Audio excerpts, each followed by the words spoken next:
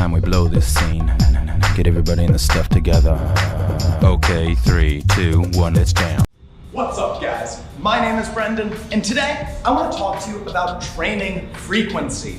One of the most common questions I get asked is, should you train every day? And I think you should. Let me explain. According to the Oxford American Dictionary, to train is to undertake a course of exercise and diet in order to reach or maintain a high level of physical fitness, typically in preparation for participating in a specific sport or event. And if you want to be a high-level tricking athlete, you need to train. You need to maintain a very high level of physical fitness by having a proper diet, conditioning, and stretching. Today, I want to talk about all the things I do to train daily. Now, all of this isn't super hype. I'm not doing double corks every day, but I'm doing little things to push myself towards a positive progression. So let me talk to you guys about what training is. First, conditioning is training. If you want to be a good, successful athlete, you need a good, strong body. And the best way to get that is to just do weightlifting, calisthenics, run, jog, do any sort of physical exercise. Now, if you're going to train every day and condition every day, you need to spread out what you're training. So don't make every day arm day and don't make every day leg day. Spread out what you're training throughout the week so that way you don't destroy your body. But that said, you should be conditioning every day if you want to be a strong athlete. Stretching is training. If you guys want to be good, flexible, and strong, you need to be bendy. So you need to build that flexibility by stretching. Stretching is like low impact to no impact. You can do it if you're sore or if you're really healthy. No matter what, you should be stretching every single day. And because stretching is such a positive act towards your progression, and it does take time and commitment, I do consider it training. So if you want to be a good tricking athlete, you should not only be conditioning your body every day, but you should also be stretching. So that way you can be long, limber, and be able to move through all the different positions of tricking. Not only that, but stretching will also help you recover faster and get stronger along the way. Drilling is training. If you want to get good at tricking fast, one of the best things you can do is train the fundamentals. By doing a ton of repetitions of the butterfly kick, you'll be able to progress more quickly to the butterfly twist.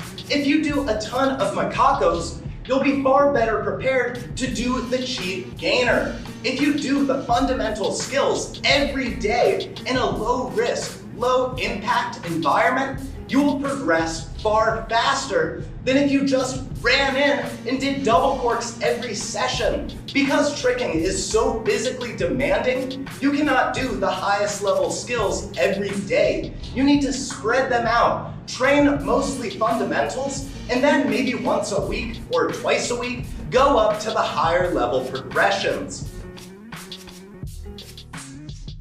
Studying is training as well. If you want to understand tricking, you should go watch some tricking. Go online to YouTube and look up a Michael Guthrie sampler. If you watch it frame by frame and you analyze his technique, you can grow as an athlete. And in my opinion, that is training. Not only that, but it's effective and there is no risk. If you are injured, you should not be drilling fundamentals. You should be stretching and conditioning, but you probably should not be doing tricking. So to scratch that itch, what I would recommend is just go watch samplers and study the sport. Go online, watch the documentaries. Go on Google, type in tricking and read the articles. If you study the sport, you will be far more prepared when you finally do it. So if you want to train tricking, one of the best things you can do is to just study. Before moving on, I need to talk to you about overtraining. You see, I'm making the argument that you should be training every day, but that doesn't mean you should be training super hard every day. Stretching and conditioning can be a relaxing, meditative experience if you let it. If you're going into the gym and trying to lift the heaviest weights you can on a daily basis, you will overtrain and your body will fall apart. When you're training, the best thing you can do is moderate yourself and be very self-aware of how you're feeling and how you're progressing.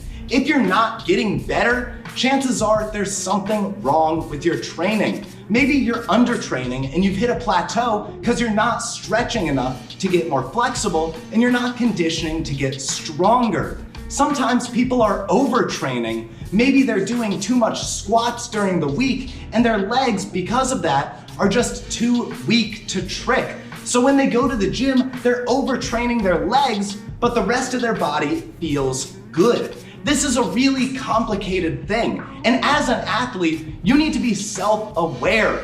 One of the reasons I'm able to train every day is because I have an extremely bad case of ADHD, attention deficit hyperactivity disorder, and I specialize in the hyperactivity. So I've never had an issue of lack of energy, but I have had issues of lacking of stretching. If I'm not stretching enough, my muscles will get really tight, and often that will look like overtraining, when in reality, I'm not training too often, I'm just not stretching enough. If your body is tight, you're probably not stretching enough. If your body feels weak, you might not be conditioning. If one of your body parts feels more sore than the rest, you've probably given it too much attention, and you need to spread that out throughout your whole body. Tricking is holistic, so every body part matters. So your legs are just as important as your arms. As you move through this sport, be aware of overtraining and make sure you're self-aware enough to moderate your training schedule. Thank you so much for watching, and a special thank you to all the patrons of Mastering Tricking.